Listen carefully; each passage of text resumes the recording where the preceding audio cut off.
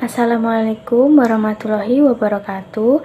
Perkenalkan, nama saya Seliani Karisia, NIM 103200045 dari Prodi S1 Kesehatan Masyarakat yang akan menjelaskan materi yaitu tentang lemak. Nah, apa itu lemak? Lemak adalah zat hidrofobik yang bersifat sukar larut dalam air, tetapi dapat larut dalam pelarut organik seperti kloroform. Lemak juga merupakan sumber energi atau tenaga bagi tubuh. Selanjutnya yaitu ada klasifikasi lemak. Yang pertama yaitu ada lemak sederhana yang dibagi menjadi dua, yaitu ada lemak netral. Dan yang kedua ada ester asam lemak dengan berbagai alkohol, contohnya lilin dan juga minyak. Yang kedua ada lemak majemuk, terdiri dari dua macam. Yang pertama ada ester asam lemak yang mengandung gugus lain selain alkohol.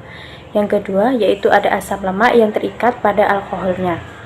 Contoh fosfolipid, glikolipid, sulfolipid, aminolipid, dan lipoprotein. Yang terakhir yaitu ada lemak turunan. Contohnya seperti alkohol, asam lemak, gliserol, steroid, lemak aldehid, dan yang terakhir ada vitamin A, D, E, dan K. Asam lemak dibagi menjadi 4, yaitu ada asam lemak jenuh, asam lemak tak jenuh, asam lemak tak jenuh ikatan rangkap ganda, dan asam lemak trans. Fungsi lemak ada 5, yaitu yang pertama, sumber cadangan energi bagi tubuh. Yang kedua, sebagai sumber asam lemak esensial, asam linoleat, dan asam linolenat. Yang ketiga, yaitu membuat tubuh tetap hangat. Yang keempat, sebagai pelarut vitamin, membantu transportasi dan absorpsi vitamin. Yang terakhir yaitu menghemat penggunaan protein. Jenis asam lemak pada makanan ada dua, yaitu yang pertama gliserida. Sebagian besar lemak dan minyak dalam alam terdiri dari 98-99% trigliserida. Trigliserida atau ester gliserol dan asam lemak yang tepatnya disebut dengan triasil gliserol. Bila asam lemak dalam trigliserida adalah sama, maka disebut dengan trigliserol sederhana. Dan jika bila berbeda dinamakan dengan trogliserol campuran.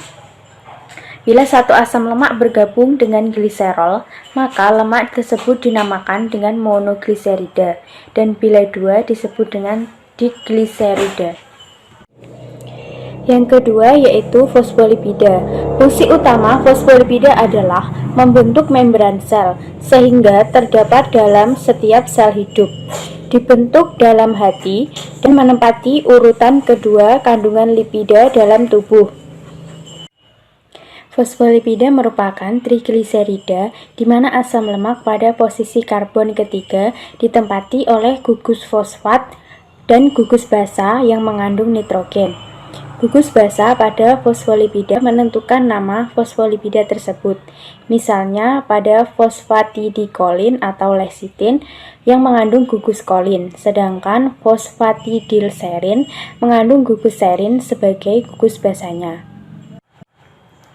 HDL atau bisa disebut dengan high density lipoprotein, yaitu asam lemak tidak jenuh yang bersifat esensial. Tidak dapat diproduksi oleh tubuh dan bersifat cair pada suhu kamar. Dapat diperoleh dari sumber zat nabati, contohnya yaitu minyak goreng, dan juga memiliki ikatan rangkap. LDL atau yang sering disebut dengan low density lipoprotein, yaitu asam lemak jenuh yang bersifat non-esensial. Dapat disintesis oleh tubuh dan bersifat padat pada suhu kamar.